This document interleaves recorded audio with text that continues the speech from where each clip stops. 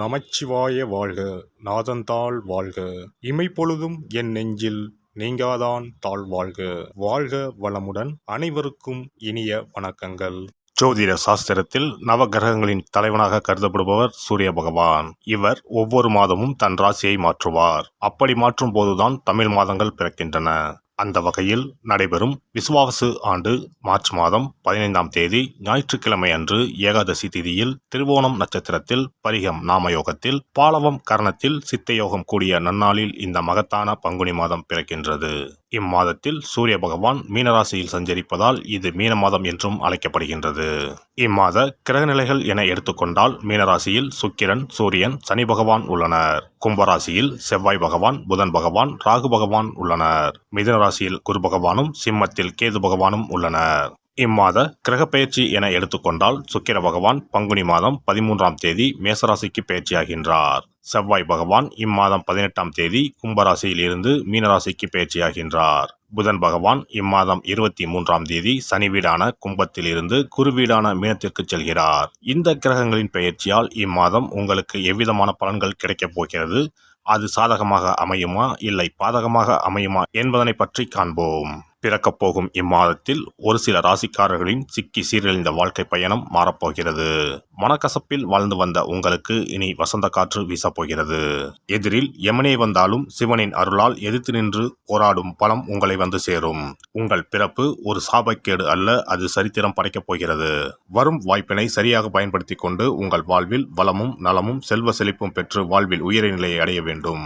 மேசராசி அன்பர்களே, இந்த மாதம் எல்லா காரியங்களும் அனுகூலமாகும். முக்கிய நபர்களின் சந்திப்பும் அவர்களால் உதவியும் கிடைக்கும். உடல் ஆரோக்கியம் பெறும். மனதில் தைரியம் கூடும். சுய நம்பிக்கை உண்டாகும். எடுத்த காரியங்களை செய்து முடிப்பதில் எதிர்பாராத திருப்பங்கள் ஏற்படும். தொழில் வியாபாரத்தில் முன்னேற்றமான வாய்ப்புகள் எதிரில் வந்து தோன்றும். வியாபாரம் தொடர்பான செலவுகள் கூடும். உத்தியோகத்தில் இருப்பவர்களுக்கு முக்கிய பொறுப்பு கிடைக்கலாம். செயல்திறன் அதிகரிக்கும். குடும்பத்தில் சந்தோஷம் உண்டாகும். பிரிந்து சென்ற குடும்ப உறுப்பினர் மீண்டும் வந்து சேரலாம். கணவன் மனைவிக்கு இடையே இருந்த மனஸ்தாபங்கள் நீங்கும். பிள்ளைகள் கல்வி பற்றிய சிந்தனைகள் அதிகரிக்கும். உறவினர்கள் மத்தியில் மரியாதை கூடும். பெண்களுக்கு எதிர்பாராத சந்திப்புகள் உண்டாகும். திடீர் செலவு உண்டாகலாம், கவனம் தேவை. முக்கிய பொறுப்புகள் கிடைக்கக்கூடும். மாணவர்களுக்கு கல்வியில் திருப்தியான நிலை காணப்படும். தன்னம்பிக்கை அதிகரிக்கும். நட்சத்திர பலன்கள். அஸ்வினி நட்சத்திரம். இந்த மாதம் உறவினர்கள் வகையில் தவிர்க்க முடியாத சுப செலவுகளை சுமக்க நேரும். முக்கியமான பயணமும் முக்கிய பிரமுகர்களின் சந்திப்பும் உண்டாகும். அது உங்கள் எதிர்காலத்திற்கு நல்ல அஸ்திவாரமாக இருக்கும். சிலர் கூட்டு முயற்சிகளில் லாபம் தேடலாம். சிலர் குடும்பத்தினரோடு கூட்டு சேர்ந்து தொழில் செய்து லாபம் பார்க்கலாம். பரணி நட்சத்திரம். இந்த மாதம் ஆரோக்கியம் நன்றாக இருக்கும். தொழில், வேலை, உத்தியோகம் ஆகியவற்றில் வெற்றி அடையலாம். சேமிப்பும் அடையலாம். உங்கள் உழைப்பும் நம்பிக்கையும் உங்களுக்கு முழுமையான பலனையும் திருப்தியையும் தரும். எதிர்ப்பும் இடையூறும் ஒருபுறம் இருந்தாலும் உங்களின் தன்னம்பிக்கையாலும் தைரியத்தாலும் அவற்றை போராடி எதிர்த்து நின்று வெற்றி கொள்வீர்கள். கார்த்திகை நட்சத்திரம். இந்த மாதம் கடமைகளை காப்பாற்றுவீர்கள். பொருளாதாரத்தில் பிரச்சனை இருக்காது என்றாலும் வைத்திய செலவும் அல்லது வீண் விரய செலவும் தவிர்க்க முடியாததாக இருக்கும். அதனால் சில சமயம் விரக்தி ஏற்படலாம். மனதில் ஆறுதலும் நம்பிக்கையும் உண்டாகும். தொழில், வியாபாரம், உத்தியோகத்தில் பிரச்சனைகள் எதுவும் இருக்காது. சுவாமிமலை முருகனை வணங்கி வர காரிய வெற்றி உண்டாகும். கவலைகள் தீரும். கந்த சஷ்டி விரதம் இருந்து முருகனை வணங்க பிரச்சனைகள் குறையும். மனதில் அமைதி உண்டாகும். சிறப்பு தொகுப்பு. கண் திருஷ்டிகள் அகன்று தடைப்பட்டு கொண்டிருக்கும் காரியங்கள் நிறைவேற செய்ய வேண்டிய பரிகாரம் என்ன என்பதனை பற்றி காண்போம். வாழ்க்கையில் நல்ல நிலையில் இருந்தவர்கள் கூட திடீரென்று பொருளாதாரம் இழந்து மன கஷ்டங்களுடன் வாழும் நிலை ஏற்படும். இந்த நிலை எதனால் ஏற்பட்டது என்று ஆராய்ந்து பார்த்தால் பெரும்பாலும் அவர்களின் மீதான கண் திருஷ்டிதான் காரணமாக இருக்கும். கல்லடி பட்டாலும் கண்ணடி படக்கூடாது என்று சொல்வார்கள் அல்லவா, அது உண்மைதான். இது போன்ற பிறரின் பொறாமை கொண்ட கண் திருஷ்டியினால் பலரின் வாழ்க்கை சிரமத்திற்கு ஆளாக நேரிடும். இது போன்ற கண் திருஷ்டிகளிலிருந்து எப்படி தப்பிப்பது? இருக்கவே இருக்கிறது எளிதாக கிடைக்கும் ஊமத்தஞ்செடி. தெய்வ சக்தி நிறைந்த செடியாக கருதப்படும் ஊமத்தஞ்செடியின் காய், பூ, இலைகள் என அனைத்தும் தீய சக்திகள் விரட்ட பரிகாரத்துக்கு பயன்படுகிறது. பொதுவாக ஊமத்தம் காய்க்கு கெடுதலை அகற்றக்கூடிய சக்தி உண்டு. நம் வீட்டில் உள்ள எதிர்மறை சக்தியை அகற்றுவதற்கு ஊமத்தங்காய் தீபம் சிறந்த பரிகாரமாகிறது.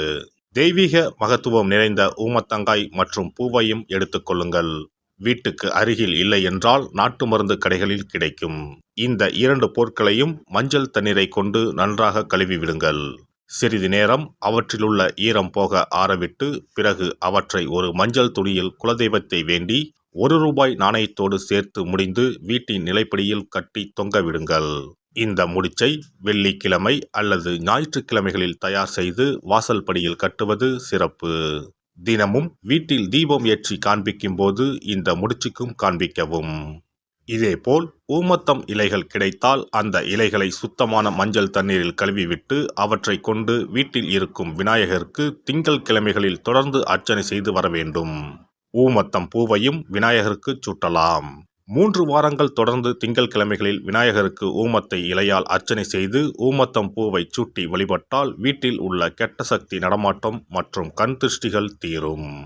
ஊமத்தம் செடியும் சிவபெருமானுக்கு உகந்த இலை ஆகும். இந்த ஊமத்தங்காய் வைத்து சிவபெருமானுக்கு தீபம் ஏற்றி வழிபடுவதன் மூலம் நமது பிரச்சனைகளில் இருந்து எளிதாக விடுபட முடியும். முதலில் 2 ஊமத்தங்காய்களை எடுத்துக்கொள்ள வேண்டும்.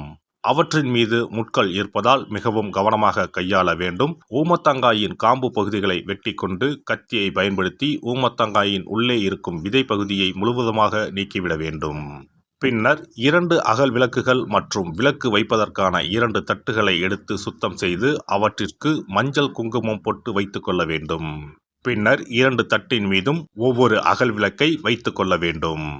அதன் பிறகு எப்போதும் பூஜை செய்வதற்கு வைப்பது போன்ற வெத்தலைப்பாக்கு, பழம் போன்றவற்றை வைத்துவிட்டு 2 விளக்குகளையும் ஏற்றி சிவபெருமானை மனதார வேண்டிக் கொள்ள வேண்டும்.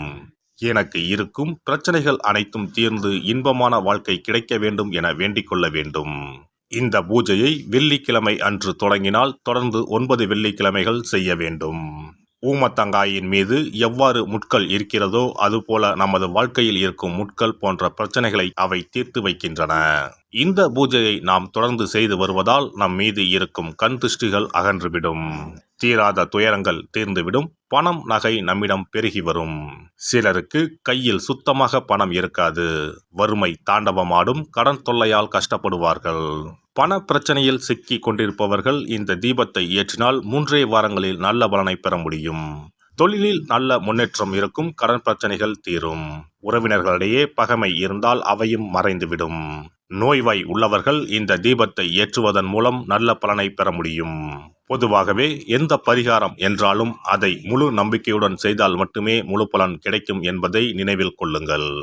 எல்லாம் வல்ல இறையருளால் நீங்களும் உங்கள் அன்பு குடும்பமும் உடல் நலம், நீலாயுள், நிறை செல்வம், உயர் புகழ், மெய்ஞானம் ஓங்கி வாழ்க வளமுடன்.